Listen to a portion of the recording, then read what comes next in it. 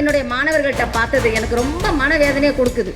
ஏன்னா அந்த 21 வருடங்களில் இந்த கடந்த ஒரு 10-15 வருஷமாக என்னுடைய மாணவர்கள் சீரழிஞ்சு போகிறத நான் கண்கூட பார்த்துருக்கேன். இன்றைக்கி நான் வந்து இங்கே நிற்கிறதுக்கு காரணமே என் மாணவர்களுக்கான வாழ்க்கை சீரழியுது. அதுக்கு இந்த அரசாங்கம் பதில் சொல்லியே ஆகணும். நம்ம சாட்டை துரைமுருகன்கிட்ட கேட்டாப்புல, ஏப்பா இந்த தாவேகா கட்சி இப்போ தானே ஆரம்பிச்சுது, அது பச்சை குழந்தை, அதை போட்டு இந்த அடி அடிக்கிறீங்களேன்னு கேட்டதுக்கு நம்ம துரைமுருகன் தம்பி சொல்லுவான், அது குழந்தைய அடித்து தான்ப்பா வளர்க்கணும் அப்படின்வான். குழந்தைய அடித்து தான் வளர்க்கணும்.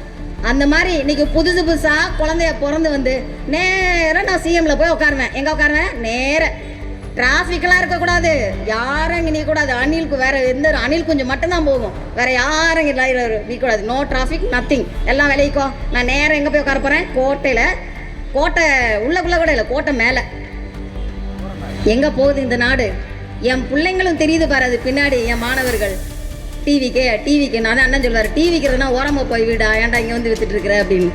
ஸோ அதனால் இவங்கெல்லாம் நம்மளுக்கு பொருட்டு கிடையாது. நம்மளுக்கு ஒரே லட்சியம், நம்மளுக்கு லட்சியம் இருக்குது, நம்மளுக்கு கனவு இருக்குது.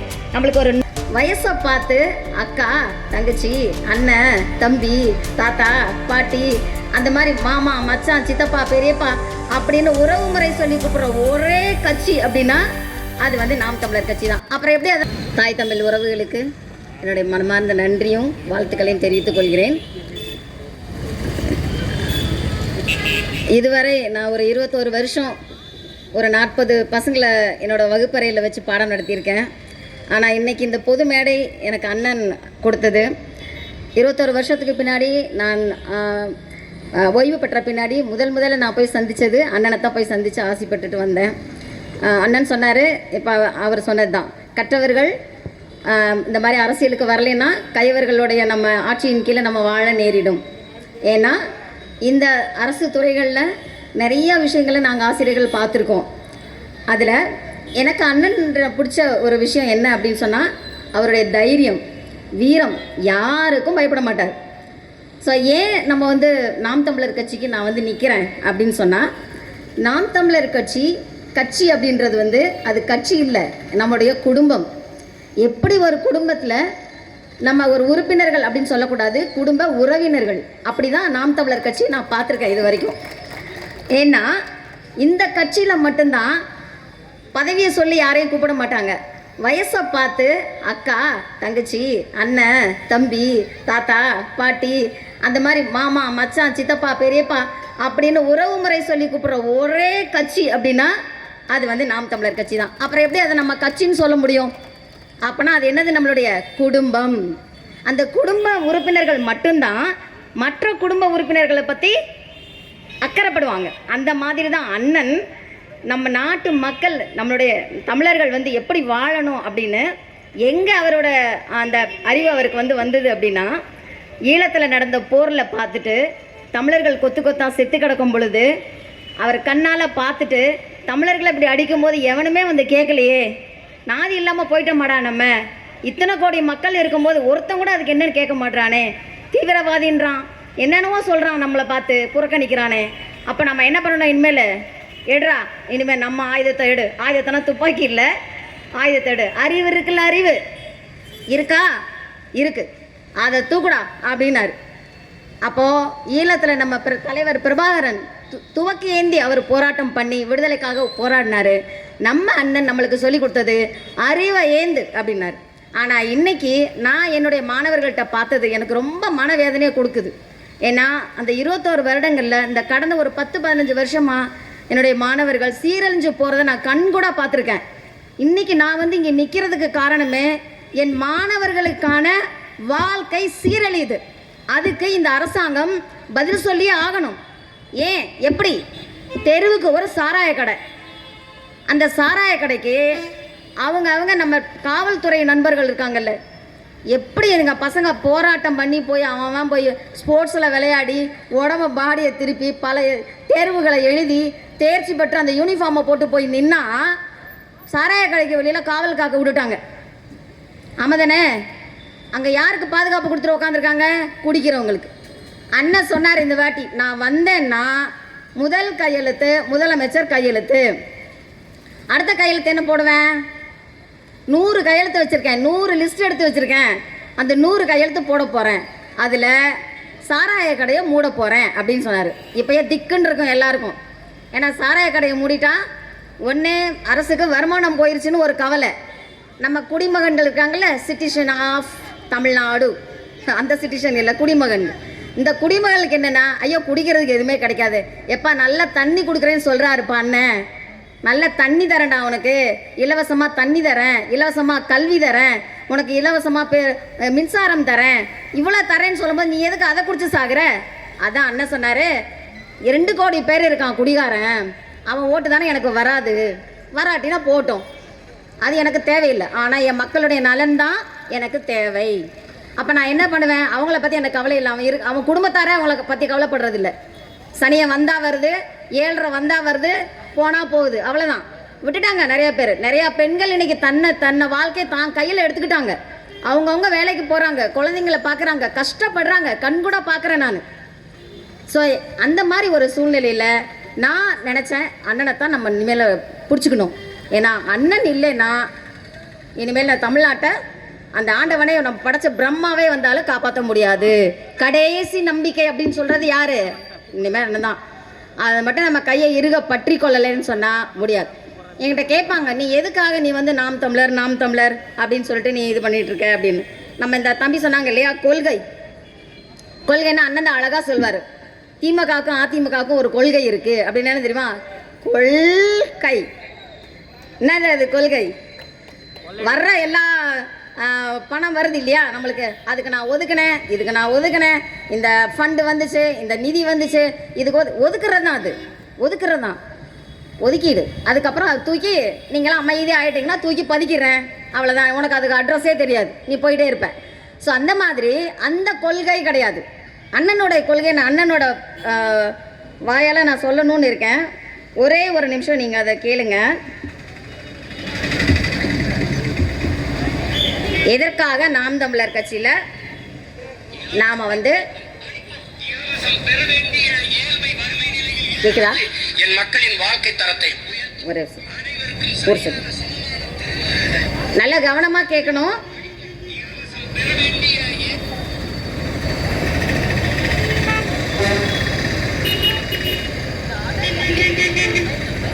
எப்பொழுதுமே சிந்திச்சு செயல்படலன்னு சொன்னால் நம்மளை நோக்கி பெரிய ஆபத்து காத்திருக்குன்னு அண்ணன் விளையாட்டாக சொல்லலை. தயவுசெய்து மக்களே புரிஞ்சுக்கோங்க, சீமான் பேசுறது அப்படின்றது விளையாட்டு அல்ல. ஒழிப்போம். இலவசம் பெற வேண்டிய ஏழ்மை வறுமை நிலையில் இல்லாது என் மக்களின் வாழ்க்கை தரத்தை உயர்த்துவோம். அனைவருக்கும் சரியான சமமான தரமான கல்வியை இலவசமாக கொடுப்போம். தனிப்பெரும் முதலாளிகளோடு சண்டையிடுவோம்.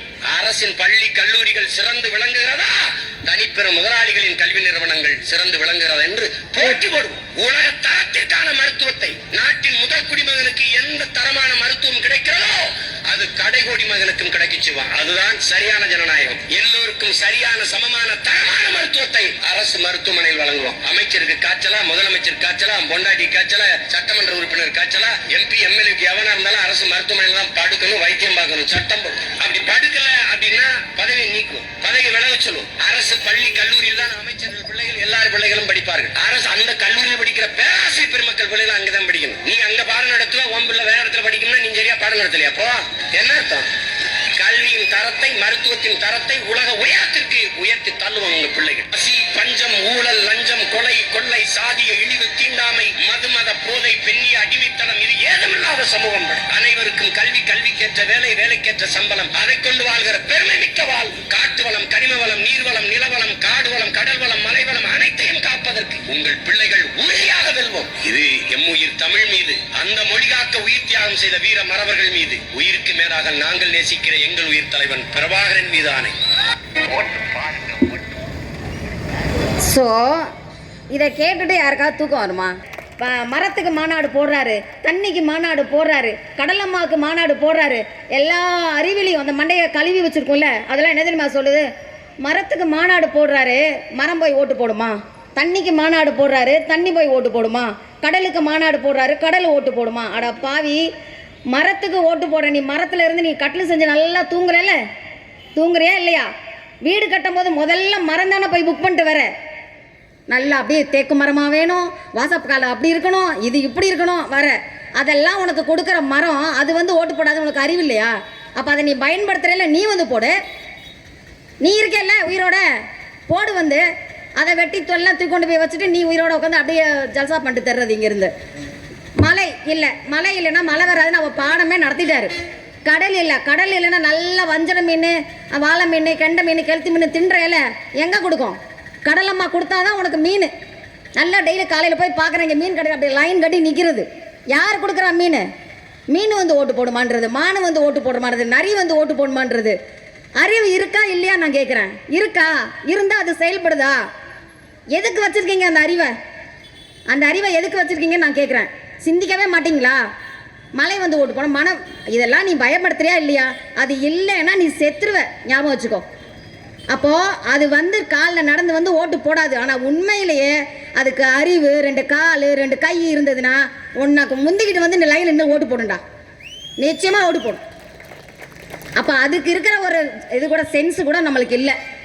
யோசிக்கிற தன்மை என்னைக்கு வரப்போகுது நம்மளுக்கு? அறிவாயுதம் ஏந்துங்க, அறிவாயுதம் ஏந்துங்கன்னு ஒருத்தர் கத்துறாரு கடந்து. எங்கே வச்சிருக்கிற உன் அறிவை? திமுக பெரிய கட்சி, அட போப்பா, நாம் தமிழரை போய் கூட்டத்தில் உட்காந்து ஒரு 10 பேர் உட்காந்துருப்பாங்க, அதுலையா பண்ணி உட்காந்துருக்க? 10 பேரும் 10 ரத்தனண்டா. 10 பேர் உட்காந்தா கூட இவன் 1000 பேருக்கு சமம். ஒருத்தன் 1000 பேருக்கு சமம். நாம் தமிழர் கட்சி நீ அவ்வளோ குறைச்சி இட போடாத. கூட்டத்தை சேர்க்குற பண்ணி கூட்டத்தை சேர்க்குற கட்சி இது கிடையாது. இது ஃபுல்லாக புலி கூட்டம். நீ வந்தேன்னா அவ்வளோதான் உனக்கு. சரிதா? அதை புரிஞ்சுக்க மாத்து. ஒரு 10 பேர் இருக்கான், அது சின்ன கட்சி. அப்போ திமுக அப்படியே பிறக்கும் போதே பெரிய கட்சியாக பிறந்துருச்சா? அப்படியே பிறந்துச்சு. அதிமுக பிறக்கும் போதே பெரிய கட்சியாக பிறந்துருச்சா? எல்லாரும் அப்படி பிறந்து குழந்தைய தானே வளர்ந்துரும். அதை ஒரு இதில் சொல்லுவான், ஒரு மாதேஷம் வந்து ஒரு பேட்டியில் இருக்கும்போது நம்ம சாட்டை துரைமுருகன்ட்ட கேட்டாப்புல, ஏப்பா இந்த தாவேக்கா கட்சி இப்போ தானே ஆரம்பிச்சுது, அது பச்சை குழந்தை, அதை போட்டு இந்த அடி அடிக்கிறீங்களேன்னு கேட்டதுக்கு நம்ம துரைமுருகன் தம்பி சொல்லுவான், அது குழந்தைய அடித்து தான்ப்பா வளர்க்கணும் அப்படின்வான். குழந்தைய அடித்து தான் வளர்க்கணும். அந்த மாதிரி இன்றைக்கி புதுசு புதுசாக குழந்தைய பிறந்து வந்து நேராக நான் சிஎம்மில் போய் உட்காருவேன். எங்கே உட்காருவேன்? நேராக. டிராஃபிக்கெலாம் இருக்கக்கூடாது, யாரும் இங்கே நிற்கக்கூடாது. அணிலுக்கு வேறு எந்த அணில் குஞ்சு மட்டும்தான் போகும், வேறு யாரும் இங்கே நிற்கக்கூடாது. நோ டிராஃபிக், நத்திங், எல்லாம் விளைவிக்கும். நான் நேரம் எங்கே போய் உட்கார போகிறேன்? கோட்டையில். கோட்டை உள்ளக்குள்ளே கூட இல்லை, கோட்டை மேலே. எங்கே போகுது இந்த நாடு? என் பிள்ளைங்களும் தெரியுது பாரு, அது பின்னாடி என் மாணவர்கள். டிவிக்கு நான் தான் அண்ணன் சொல்வார், டிவிக்கிறதுனா ஓரமாக போய் விடா, ஏன்டா இங்கே வந்து விற்றுட்டுருக்குற அப்படின்னு. ஸோ அதனால் இவங்கெல்லாம் நம்மளுக்கு பொருட்டு கிடையாது. நம்மளுக்கு ஒரே லட்சியம், நம்மளுக்கு லட்சியம் இருக்குது, நம்மளுக்கு கனவு இருக்குது, நம்மளுக்கு ஒரு நோக்கம் இருக்குது, நம்மளுக்கு கொள்கை இருக்குது. இதுக்கு தான் அப்படின்னு சொல்கிற ஒரு லட்சியத்தோடு வந்து இங்கே வந்து நிற்கிறோம், வெற்றி அப்படி வெறியோடு வந்து நிற்கிறோம் எல்லோரும். ஸோ அப்போ நம்ம என்ன பண்ணணும் அப்படின்னா, நம்ம என்ன பண்ண போகிறோம்? இன்றைக்கி அன்னைக்கே சொல்லிட்டாரு, தூய குடிநீர், உனக்கு காற்று இல்லை இப்போ சுவாசிக்கிறதுக்கு. எனக்கெலாம் வீசிங் ப்ராப்ளம் இருக்குது. ஏன் தினமும் வண்டியில் போவேன், கள்ளப்பாடிக்கு போவேன், அங்கேருந்து ஃபுல்லாக ட்ரக் இருக்கு இல்லையா, பெருசு கண்டெய்னர், அப்படியே கல்லுக்கெல்லாம் ஏற்றிட்டு போவான். நான் அண்ணனோட கட்சிக்கு வந்த பின்னாடி தான் நான் ஒன்று உற்று நோக்கி பார்ப்பேன். இந்த கல் இப்படி போகுதேடா, அங்கேருந்து ஆந்திரா பக்கம் போகுதே, வண்டியில் போகும்போதெல்லாம் பார்த்துட்டு போவேன், வரும்போது பார்த்துட்டு வருவேன். அவ்வளோ தூசி, இது ஃபுல்லாக வந்து வீசிங் ட்ரபிள் வந்துருச்சு. அப்போ நல்ல காற்று நம்மளுக்கு இல்லை, குடிநீர் இல்லை. ஆனால் அந்த கேன் விற்கிறவங்களுக்கு எங்கேருந்து கிடைக்குதுன்னே தெரியல. அதான் அண்ணன் சொல்வார், உண்மையிலே நீ தண்ணி குடிக்கிற, ஆனால் தண்ணியே குடிக்கிறியா தெரியல. நம்ம நஞ்சு தான் சாப்பிட்டுட்டு இருக்கோம். மறைமுகமாக நம்ம சாப்பிட்றது எல்லாமே நஞ்சு தான். விவசாயம், அந்த விவசாயம் மதிக்கிறதே கிடையாது, சுத்தமாக எம்ஜிஆர் சொல்வார், எம்ஜிஆர் தான் சொல்வார், கடவுள் என்னும் முதலாளி, கண்டெடுத்த தொழிலாளி விவசாயி அப்படின்னு. அந்த அக்கறை இருக்கா அவனுக்கு? அவன் என்னவோ அப்படி வேட்டையை மடித்து கட்டிக்கிட்டு சேகத்தில் நின்று பண்ணுறான். அப்படி அவன் சேத்துல நின்னாதாண்டா உனக்கு சோறு. அவன் போய் சேத்துல இறங்கணும், காலில் அப்படியே நின்று தொட வரைக்கும் அவன் நின்று சேத்துல நிற்பான். அது பாம்பு போதா, பள்ளி போதா, பூரா போதா, தேல் போதா, எதுவும் பார்க்க மாட்டான், சேத்துல நிற்பான். நான் நின்றுருக்கேன் சேத்துல. அந்த சேத்துல நின்னாதான் உன் தட்டுக்கு சோறு வரும். நீ எங்கே சோறு சாப்பிட்ற? ரைஸில் சாப்பிட்ற. Rice, white rice, biryani rice, fried rice, அப்புறம் என்னப்பா ரைஸு? நீங்கள் தான் சொல்லணும். அப்படி நம்ம ரைஸ் சாப்பிட்டோம்னா எப்படி? நீ சோறுன்னு ஒரு முறை சொல்லிப்பாரு, அந்த பாசம் உனக்கு வரும். ஓகேவா? அப்போது நம்மளுக்கு என்ன, நம்ம எந்த பாதையில் போயிட்டுருக்கோன்னே தெரியாமல், வடிவேல் சொல்வாள், நான் எந்த பக்கம் போகிறேனே தெரியாமல் ஓடிட்டுருக்கேன்டா அப்படின்னு. அந்த மாதிரி நம்ம ஓடிட்டுருக்கோம் இப்போது. அதனால் மக்களே, இங்கே உட்காந்துருக்க அமர்ந்தவங்க மட்டும் இல்லை, வீட்டில் சமையலறையில் இருந்தாலும் சரி, நீங்கள் சாப்பாட்டு அறையில் இருந்தாலும் சரி, இல்லை பூஜை அறையில் இருந்தாலும் சரி, இல்லை கழிவறையில் இருந்தாலும் சரி, இந்த குரல் உங்களுக்கு கேட்கணும். நாம் தமிழர் கட்சி பிள்ளைங்க கொடுக்குற குரல் தயவு செய்து நீங்கள் கவனத்தில் கேளுங்க. என்ன சொல்கிறாங்க, என்ன அவங்களோட நோக்கம் என்ன, எதுக்காக அவங்க வந்திருக்காங்க, நாம் தமிழர் கட்சி எதுக்கு உருவாக்கப்பட்டிருக்குன்னு முதல்ல உங்களுக்கு தெரிஞ்சுக்கோங்க. யூடியூப்பில் எக்கச்சக்கமாக கொட்டி கிடக்கு அண்ணனோட பேச்சுக்கள், தம்பிகளோட. பார்த்தீங்களா இந்த புலி எப்படி உரிமிட்டு போச்சுங்கன்னு குட்டிங்க. ரொம்ப சந்தோஷமாக இருக்குது, எனக்கு ரொம்ப மகிழ்ச்சியாக இருக்குது அதை பார்க்கும்போது. ஏன்னா மற்ற எந்த கட்சியிலையும் அந்த பால் குடிக்கிற புள்ள பேசுங்க, பாட்டிலில் பால் குடிச்சா அம்மாட்ட கொடுத்துட்டு இங்கே வந்து நின்றுட்டு சீமான் பெரியப்பா அப்படின்னு கூப்பிட்டு பேசுவோம், நாம் தமிழர் அப்படின்னு பேசுவோம். அதுக்கு என்னன்னு தெரியாது, அவர் பேசுகிற அப்படி ஒரு ஈர்ப்பு அது. ஸோ அதுக்கு தெரிஞ்சது அதுதான். ஆனால் நம்மளுக்கு தெரியணும் இல்லையா? ஸோ என் மாணவனுக்கு சரியான கல்வி இல்லை, என் மாணவனுக்கு கல்வி இருந்தால் அவனுக்கு கட்டுப்பாடு இல்லை. ஸோ இன்றைக்கி நம்மளுக்கு எப்படி போயிட்டுருக்கு கல்வித்துறை, எப்படி நம்ம மாணவர்கள் போயிட்டுருக்காங்க அப்படின்னா கட்டுப்பாடற்ற சுதந்திரம். கட்டுப்பாடற்ற சுதந்திரம். அண்ணன் அடிக்கடி சொல்வார், சுதந்திரம் இல்லாத கட்டுப்பாடும் கட்டுப்பாடற்ற சுதந்திரமும் வீண் தான். அது யாருக்கும் பிரயோஜனம் கிடையாது. தாய் தகவலுக்கு பயப்படுறாங்களா? மிரட்டல். நீ வந்து எங்கள் மிஸ்ஸுக்கிட்ட சொன்னேன்னு வச்சுக்கோ, அவனை ஈவினிங் வந்து பார்த்துக்க அப்படின்னு பேசுகிறான்.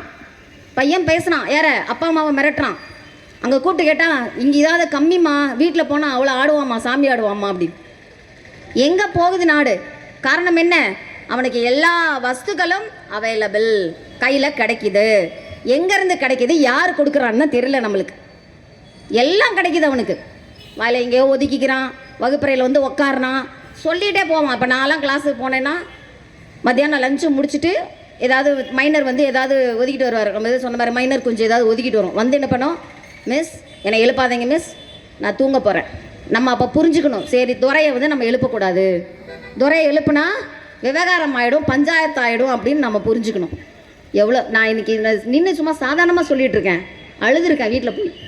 ஐயோ என் குழந்தை எங்கே போகுது இது. அவன் மேலே எனக்கு கோபம் வராது, பரிதாபம் வரும். அவன் எதிர்காலத்தை நினச்சி எனக்கு பயம் வரும். இவன் என்ன பண்ண போகிறான், இவனை நம்பி ஒரு குடும்பம் எப்படி உருவாகும், இவன் எப்படி அந்த குடும்பத்தை பார்ப்பான், தாய் தகப்பனை எப்படி பார்ப்பான். படிக்கிறது அப்புறம்தான். ஒழுக்கம், ஒழுக்கம் திருவள்ளுவர் சொல்வார்ல, ஒழுக்கம் விழுப்பம் தரலான், ஒழுக்கம் உயிரினும் மேன் ஓம்பப்படும். உயிர் அது போச்சுன்னா அவ்வளோதான். மயிர் நீப்பின் உயிர் நீக்கா கவரிமா, உயிர் நீக்கும் கவரிமா. மயிர் போச்சுன்னா போயிடும். அப்போ மனிதனுக்கு வாழ்க்கைக்கு ரொம்ப முக்கியமானது எது அப்படின்றது அந்த அடிப்படையே என்ன ஆயிடுது, அந்த பிஞ்சுகளோட மனசில் நஞ்சை கொடுத்து போ உன் மூளையை மழுங்கடிச்சிடுறேன் நீ பள்ளி. அதான் ஒரு கவுண்டமணி ஒரு சொல்வார், ஈயம் பூசுகிற மாதிரி இருக்கணும், பூசாத மாதிரி இருக்கணும், அப்படி பண்ணுறான்னு. அது மாதிரி தான் பையன் படிக்கிற மாதிரி இருக்கணும், பள்ளிக்கூடத்துக்கு போகிற மாதிரி இருக்கணும், ஆனால் அவன் படிக்கக்கூடாது. ஆசிரியர்களையும் மாணவர்களையும் சந்திக்கிறதுக்கு நேரம் மிக குறைவு. நீங்கள் வேணால் ஆசிரியர்களை போய் சர்வே பண்ணி பாருங்கள், இன்றைய ஆசிரியர் இடத்துல போய் கேட்டு பாருங்கள், எவ்வளோ டேட்டா அவங்க எடுத்து அவங்க தகவல் கொடுத்துக்கிட்டே உட்காந்துருக்காங்கன்னு. மாணவர்கள்ட்ட போய் அந்த உரையாடல்ன்ற நேரம் ரொம்ப கம்மி. அவங்களுக்கு அப்படி ஒரு வேலை பலு. இவங்க கொடுக்குற இலவசத்தை கொடுக்குறதும், இவங்க கொடுக்குற இவங்களுக்கு வேலை செஞ்சுக்கிட்டே இருக்கிறதா இருக்கே தவிர பாடம் நடத்துகிற வேலை அவ்வளவு கம்மி. இதை வந்து புரியாத பெற்றோர்கள் என்ன பண்ணுறாங்க, போய் நீங்கள் ஏன் அது பண்ணல, நீங்கள் ஏன் இது பண்ணலன்னு ஆசிரியர்கள் அப்படி ஒரு மன உளைச்சல். நான் இருந்திருக்கேன், இப்போ தான் 6 மாதமாக வெளியில் வந்திருக்கேன். சிறையிலேருந்து வெளியே வந்த மாதிரி வெளியே வந்து சிறை அண்ணன் சொல்லுவார்ல சிறை பறவைன்னு. அதில் வந்தவொடனே முதல்ல போய் யாரை பார்த்தேன், அண்ணனை தான் பார்த்தேன். ஆஹா நம்மளுக்கு விட்டுட்டாங்கடா, நீ போ, நீ துணிஞ்சு போய் மேடையில் நிற்கலாம் அப்படின்னு. ஸோ தயவுசெய்து மக்களை புரிஞ்சுக்கோங்க, பிள்ளைங்களை பாதுகாப்பாக வச்சுக்கோங்க. உங்களுடைய ஆண் பிள்ளைகளையும் பெண் பிள்ளைகளையும் பாதுகாப்பாக வச்சுக்கோங்க. என் கண்ணுக்கு பட நான் அடிக்கடி என் மாணவர்கிட்ட சொல்லுவேன், இந்த இளம் தலைமுறையின இருக்கிறாங்க இல்லையா, நம்மளுடைய +2 இந்த 12ஆம் வகுப்பு 10ஆம் வகுப்பு படிக்கிற குழந்தைகள், அந்த குழந்தைகளை கெடுக்கிற பெண் பிள்ளைகளை கெடுக்கிற ஒரு விஷயம், தெருவுக்கு தெரு அழகு நிலையம், பியூட்டி பார்லர். என்ன பியூட்டி வந்துட போகுது அதில் தெரியல. பையன்களுக்கு, நம்ம ஆண் பிள்ளைகளுக்கு சாராய கடை. ஸோ இது ரெண்டும் இருந்தாலே பிள்ளைய வந்து படிப்பில் கவனம் செலுத்த முடியாது, எதிர்காலத்தை பற்றி சிந்தனை இருக்காது. இன்றைக்கி நீ பேசுகிற அரசியல் கூட பல பிள்ளைகளுக்கு புரியாது. அதுக்கு விஜய்னா ஒரு அப்படியே ஒரு பிம்பம், அது ஒரு பிம்பம். படத்தில் 10 பேரை அடித்தா எங்கெங்கே அடியும் பார்க்கலாம் வந்து அடி. நீ ஃபிசிக்கலாக கூட அடிக்க வேண்டாம், தர்க்கத்தில் என் பிள்ளை 10ஆவது படிக்கிற பிள்ளைய நீ ஜெயிச்சு பாடுறா பார்க்கலாம். உட்காந்து தமிழ்நாட்டில் இருக்கிற குறை நிறைகளை நீ பேசு, அவன் சொல்லுவான் உனக்கு எடுத்து டே எத்தனை மாவட்டம் இருக்குன்னு உனக்கு தெரியுமா, எந்தெந்த மாவட்டத்தில் என்னென்ன பிரச்சனை இருக்குன்னு உனக்கு தெரியுமா, எங்கெங்க கடத்துறாங்கன்னு உனக்கு தெரியுமா? எங்கே மலையை வெட்டுறான், எங்கே மண் அள்ளுறான், எங்கே மரத்தை வெட்டுறான், எங்கே கடத்துறான், எங்கே கொள்ளையடிக்கிறான், ஏதாவது உனக்கு தெரியுமாடா? சொல்லு, டேட்டா சொல்லுன்னு கேட்பான். யார்? நம்ம புலிக்குட்டி இருக்கு பாரு, அந்த புலிக்குட்டிகிட்ட ஒரு புலிக்குட்டிகிட்ட பேசி நீ தப்பிச்சு போக முடியாது. ஒரே ஒரு புலிக்குட்டிகிட்ட பேசு, ஒரே ஒரு பத்திரிக்கையாளர் சந்திப்பில் நீ வந்து நில்லு, என்ன ஆகும்? அந்த குயில் காக்கா கூட்டுக்குள்ள போய் உக்காந்து துரத்தி அடிக்கும்ல, தெரிஞ்சு போய் அந்த மாதிரி தெரிஞ்சு உன்னுடைய சாயம் வெளுத்து போயிடும். பல பேர் அப்படி தான், அப்படியே ஒரு என்ன சொல்கிற அரிதாரம் பூசிக்கொண்டு அப்படியே பெரிய சிங்கம் மாதிரியும் புலி மாதிரியும் தெரிஞ்சிருக்காங்க. ஒரிஜினல் புலி நாம் தமிழர் மட்டும்தான். ஒரிஜினல் புலி தனிச்சு நிற்கும், தனித்துவத்தோடு நிற்கும். அடிக்கும். நீ அண்ணனை பார்த்துருக்கீங்களா? அடிக்கும். யாருக்கும் பயம் கிடையாது. ஏன்? நான் நேர்மையாக நிற்கிறேன். நேர்மையாக நிற்கிறவனுக்கு பயம் வராது. நானே அப்படி தான். ஏன்னா அண்ணனோட பக்கத்து மாவட்டம் தான் நான். அண்ணன் வந்து சிவகங்கை மாவட்டம், நான் ராமநாதபுரம் மாவட்டம். ஸோ அந்த பக்கத்து மாவட்டம் தான். அண்ணன் சொல்லுவார், பனங்காட்டு நெறி சலசலப்புக்கு அஞ்சாதுன்னு சொல்லுவாங்கடா, அதுலேயும் நான் வந்து வன்னிக்காட்டு புலி அப்படின்னு வரும். அது மாதிரி தான் நான் வன்னிக்காட்டு புலி. ஸோ அந்த புலிகளுக்கு மட்டும்தான் அந்த தைரியம் வரும். நேர்மையாளனாக இருந்தால் மட்டும்தான் அந்த தைரியம் வரும். ஸோ அதனால் இந்த அரசியல் அப்படின்றது தொடர்ச்சி இங்கே இருக்கிற எல்லா அதிமுக, திமுக, பிஜேபி எல்லாம், காங்கிரஸ் எல்லாம் தூக்கி தொடச்சி எரியக்கூடிய எக்ஸ்பைரி ஆச்சுன்னு சொல்லுவோம்ல, நம்மளுக்கு கொடுப்பாங்கல்ல எக்ஸ்பைரி, எல்லாம் எந்த பொருள் வாங்கினாலும் அது மாதிரி எக்ஸ்பைரி ஆனது தான். அந்த எக்ஸ்பைரி ஆனது தூக்கி போடுறதுக்கு ரெடியாக இருங்க. போதும். அந்த எக்ஸ்பைரி ஆன பொருளை நம்ம வச்சுருந்தா எப்படி நம்மளுக்கு ஆபத்தோ, அது மாதிரி எக்ஸ்பைரி ஆன கட்சிகளையும் நம்ம வச்சுருந்தோன்னா நம்மளுக்கு மட்டும் இல்லை, நம்ம சந்ததிகளுக்கும் நம்ம வருங்காலத்துக்கும் தமிழ் இனத்துக்கே அது. அண்ணா அழகாக சொல்வார், எல்லாரும் ஒன்றா வாங்க, எல்லாரும் ஒன்றா நிற்போம். ஆனால் தமிழர்கள் நாங்கள் தான் கொஞ்சம் முன்னாடி நிற்போம், முன்னால் நிற்போம். எல்லாரும் வாங்க, கூடி வாழ்வோம். ஆனால் தமிழர்கள் நாங்கள் தான் எங்கள் தமிழ்நாட்டை ஆள்வோம். சரியா தப்பா? மிகச்சரியானது. அப்போது தமிழன் ஒருத்தன் இந்த நாட்டை ஆண்டாதான் தமிழர்களுக்கான பிரச்சனை என்ன, தமிழ்நாட்டுக்கான பிரச்சனை என்ன, என்ன வேணும், என்ன வேண்டாம், எது வந்து நடக்கிறது நன்மையாக நடக்குது, எது தீமையாக படுக்குது அப்படின்றது நம்ம தமிழர்களுக்கு மட்டும்தான் தெரியும். அதனால் என்னுடைய இது முதல் மேடை, அரசியல் மேடை. எனக்கு தெரியல நான் வந்து எப்படி இதை வந்து மேற்கொள்வேன் அப்படின்னு எனக்கு தெரியல. இருந்தாலும் எனக்கு ரொம்ப மகிழ்ச்சி. ஐயா வந்து என்னை கேட்டோன்னே, நீங்கள் பேசுகிறீங்களான்னு கேட்டோன்னே உடனே சொல்லிட்டேன் சரின்னு. ஆனால் அதை நான் எதிர்பார்த்தேன், நான் வரல. ஆனால் எனக்கு மக்களுடைய ஒரு நோக்கம் எனக்கு என்ன அப்படின்னா, தயவுசெய்து மக்களே, சீமான் என்ன பண்ணாருன்னு கேட்காதீங்க, ஓட்டை போட்டுட்டு கேளுங்க. தயவுசெய்து சீமானுக்கு ஓட்டை போட்டுட்டு நீங்கள் என்ன பண்ணீங்கன்னு கேளுங்க, அவர் பதில் சொல்வார். ஓட்டே போடாமல் நீங்கள் என்ன பண்ணீங்கன்னா அதிகாரத்தை கையில் கொடுக்காம என்ன பண்ண முடியும்? பேசத்தான் முடியும், போராட்டம் தான் பண்ண முடியும், களத்தில் நிற்க முடியும். அந்த மனுஷன் மழையிலையும் வெயிலையும் எங்கெங்கே நின்று ரோடு அங்கங்கேயும் நீங்கள் மாதிரி எல்லாத்துக்கும் அப்படியே டிராஃபிக்கெல்லாம் அப்படியே பந்து பண்ணி ஃபுல்லாக எல்லாமே அவருக்கு வழி விடுறோம். இல்லை, அவர் அந்த கூட்டத்தில் தான் வராரு. எல்லா சாதாரணமான இருக்கிறவங்க தான் நிற்கிறாரு. அவர் தான் சாப்பிட்றாரு, அங்கே தான் நிற்கிறார். சாதாரண மனுஷன் அவர் அந்த மாதிரி பேசுகிறதே இல்லை. முதல்ல தனக்குன்னு ஒரு பெரிய அந்த பிம்பத்தெல்லாம் அவர் கட்டமைக்கிறதே இல்லை. நான் ஒன்றில் ஒருத்தன்டா, நீ என்னை சாருன்னு கூப்பிடாத, நீ என்னை ஐயான்னு கூப்பிடாத. அவர் சொல்கிறாரு, நீ தலைவன்னு சொல்லாத, என்னன்னு சொல்ல, என்னை அண்ணன் சொல்கிறேன், நான் உங்கள் அண்ணன்டா அப்படின்னு சொல்லுவார். என்ன வேணும் இதுக்கு மேலே? வேற என்ன வேணும் நம்மளுக்கு? ஒரு கூட பிறந்த அண்ணன் கூட உன்னை வந்து அப்படிலாம் சொல்ல மாட்டான், உன்னை பாதுகாக்கணும்னு நினைக்க மாட்டான். நீ என்னன்னாலும் என்கிட்ட வந்து சொல்லு, நான் இருக்கேன் அப்படின்னு சொல்கிற ஒரு தலைவரை நீங்கள் கேட்குறீங்க எல்லாம் என்ன பண்ணிட்டாரு அப்படின்னு. அதிகாரத்தை கொடுக்காம என்ன பண்ணிட்டாருன்னு கேள்வி கேட்குறீங்களா? அது என்ன அறிவுபூர்வமான கேள்வி? அது தயவுசெய்து மக்களை அப்படி கேட்காதீங்க. ஒரே ஒரு வாக்கு, நேராக போங்க, வாக்காளர் பெட்டியில் போங்க. டெய்லி சாப்பிட்றீங்கல்ல, நம்ம சாப்பிட்றோம்ல, 3 வேளை சாப்பிட்றோம்ல, 3 வேளை சாப்பிட்ற விவசாயத்தை தான் நான் என்னுடைய அரசு பணியாக்குவேன்னு சொல்கிறாரு. அதுக்கு மேலே நம்மளுக்கு என்ன வேணும்? இப்போ ஒரு கேள்வி கேட்கணும், சங்கம் முக்கியமா சாப்பாடு முக்கியமா? சங்கம் முக்கியமா? சத்தமாக சொல்லுங்க. சாப்பாடு முக்கியம் தானே. அந்த சாப்பாடை யார் கொண்டு வந்து நம்மளுக்கு தருவா? விவசாயி, வேளாண் குடிமகன். நான் ஒரு வேளாண் குடிமகள். அந்த குடும்பத்துலேருந்து நான் வந்திருக்கேன். எங்கள் அப்பா வேளாண்மை உதவியாளராக பணியாற்றினார் விவசாய ஆஃபீஸில். எனக்கு தெரியும் அதோட வலி என்னன்னு. களத்து அங்கே நின்று கருது இருக்கிற விதையை விதைச்சி அதை என்னென்னமோ பண்ணுவாங்க. அது நின்று அதுக்கப்புறம் அது வர 90 நாள் அது நம்ம இங்கே வந்து அரிசி ஆகி நம்ம தட்டுக்கு வர்றதுக்குள்ளே பாடுபடணும். அப்போ நீ அவ்வளோ ரொம்ப ஈஸியாக ரொம்ப சுலபமாக விவசாயினா என்னது விவசாயத்தை போய் அரசு பணி ஆக்க போகிறாராம் அப்படின்னு எங்கே போவேன்? அப்புறம் சாப்பாடு இல்லைன்னா எங்கே போவேன்? கொரோனா டைமில் போனீங்க, என்ன தேடினீங்க போய் எல்லாரும்? எங்கே காய்கறி கிடைக்கும், எங்கே வந்து பால் கிடைக்கும், எங்கே முட்டை கிடைக்கும், எங்கே குழந்தைக்கு வாழைப்பழம் கிடைக்கும், அப்படியே தேடி போனீங்க? யாராவது போய் பட்டுப்புடவை எடுக்க போனீங்களா, இல்லை நகை வாங்க போனீங்களா, நகை கடைக்கு போனீங்களா, எங்கே போனீங்க? அப்போது நம்மளுக்கு என்ன அவசியம் அப்படின்றது நம்மளுக்கே தெரியுது. அப்போ அதுக்கான ஒரு குரல் அங்கேருந்து வருது அப்படின்னு சொன்னால் அதை இறுக பற்றி கொள்றதான புத்திசாலித்தனம். அதை விட்டுட்டு நம்ம ரொம்ப அதிமேதாவிகள் மாதிரி நீங்கள் என்ன பண்ணுறீங்க, அந்த மாதிரி ஒரு கேள்வி கேட்குறீங்க. தயவுசெய்து மக்களே, அதுவும் தமிழ்நாட்டில் அறிவுபூர்வமான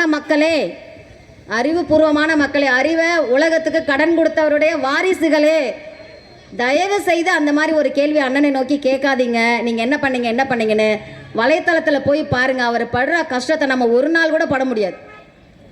அந்த மாதிரி ஒரு மனுஷன் நீங்கள் அப்படி கேட்டு புண்படுத்தாதீங்க. போங்க, ஒரு ஓட்டை போடுங்க, எல்லாத்தையும் பார்த்துட்டு வாங்க. விவசாயி சின்னம் அங்கே இருக்கும்ல, ஒரு முறை அது வந்து ஒர்க் பண்ணுதான், வேலை செய்தான்னு ஒரு முறை அழுத்திட்டு அடுத்து அப்புறம் போங்க. அடுத்ததுக்கு முதல்ல அதை போய் செக் பண்ணுங்கள், அழுத்தி பாருங்கள். அழுத்திடுச்சா, வந்துருச்சா, அடுத்து நீங்கள் எந்த கட்சிக்கு வேணாலும் போய் அழுத்திட்டு வந்துடுங்க. சரியா?